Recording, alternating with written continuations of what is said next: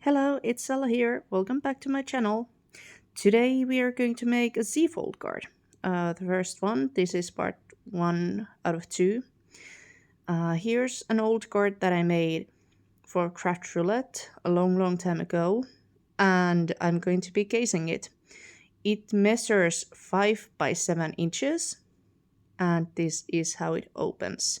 So it's a fun fold card.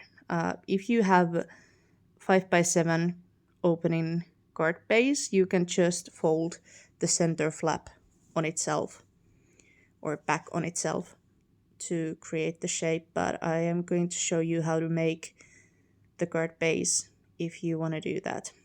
Today's card is a sunflower card, and we will be doing the deer version in the next video. So start by scoring your 10 by 8 card stock at 5 inches. Then flip it over and score again at 2.5 inches. Then what you're going to do is fold it into middle.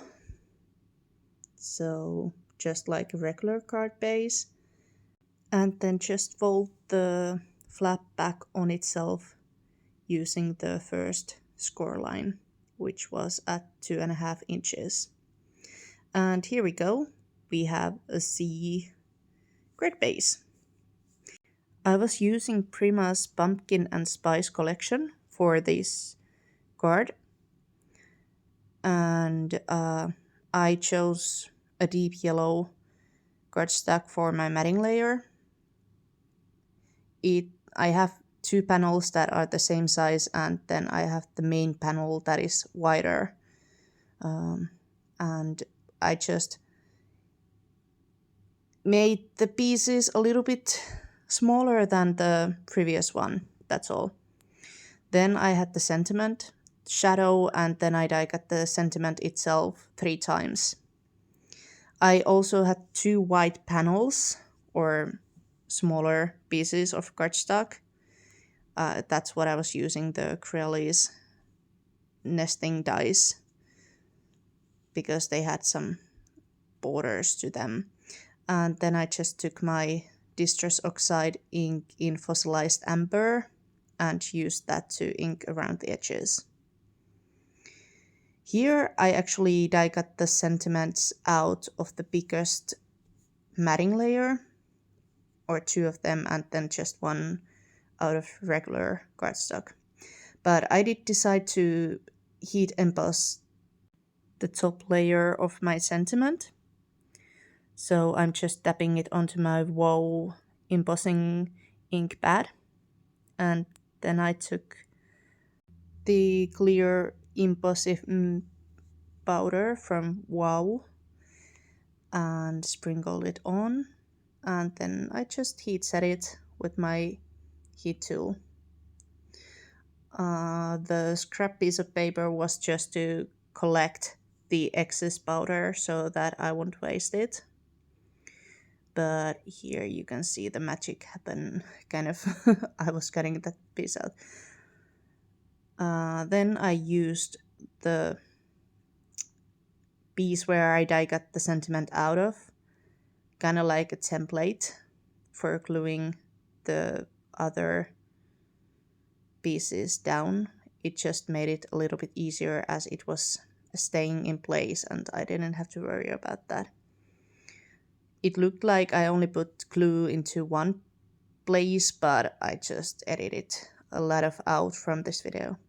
I noticed that I didn't glue all of it, so I just added some glue to the tails of the sentiment, basically. I decided to use this piece that has words on it. It was like a cut apart sheet. Usually I don't use cut apart sheets like this because sometimes it troubles me a bit that there's like words showing, but I decided to do something a little bit different in this case. And now when I put this is where you can write your message inside the card. When I put that piece down, you can barely see the words anymore. So here is actually the top layer of my card. I glued that on, and then I'm taking first one of the panels and gluing that on. There we go, it's down. And then I took the second one of the thinner panels and glued that. And now it's time to attach the inner piece or the biggest panel that goes inside the card. And then I'm gluing down the first panel. There we go. And the second one, wow, I was fast. No, I really wasn't. This was an hour-long video before I edited it. But anyway, I like the contrast there. The top panel or the top piece was same pattern as the thinner panels, but that didn't really bother me. I knew I was going to cover it for the most part with the sunflowers and all that I was going to put on it. Wow.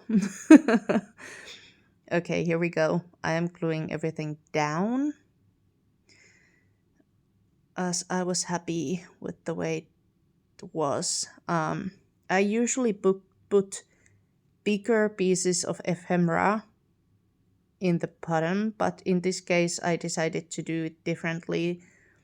I just thought this worked better.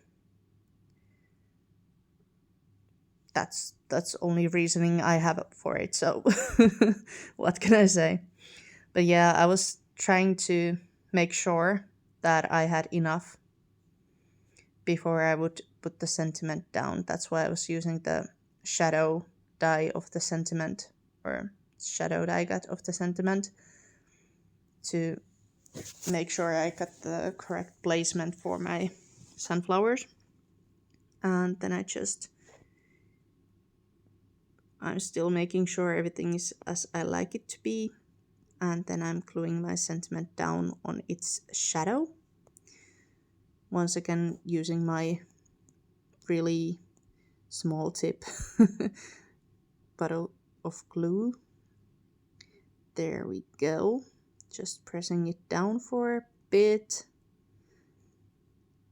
And I actually noticed that there was too much showing, around the sentiment after I had put it down.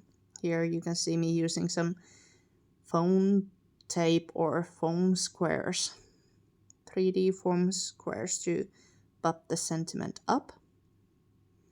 There we go.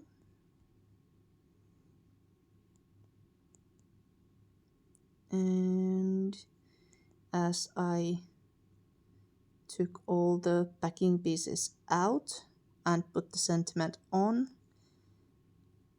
I decided to add a little bit of something. And yeah, that back says Craft O'Clock.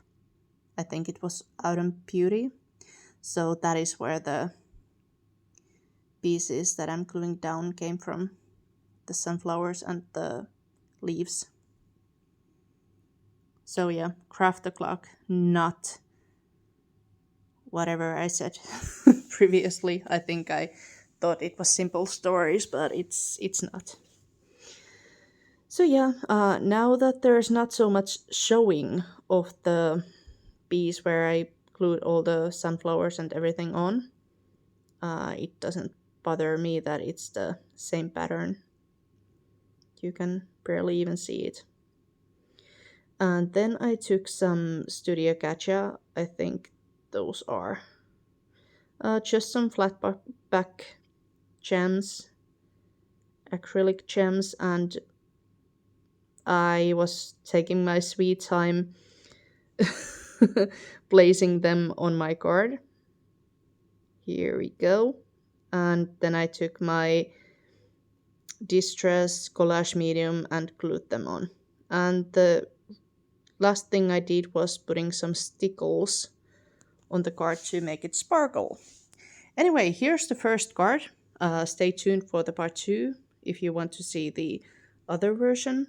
If you like the video, please give it a thumbs up, comment, subscribe to my channel, whatever you want to do.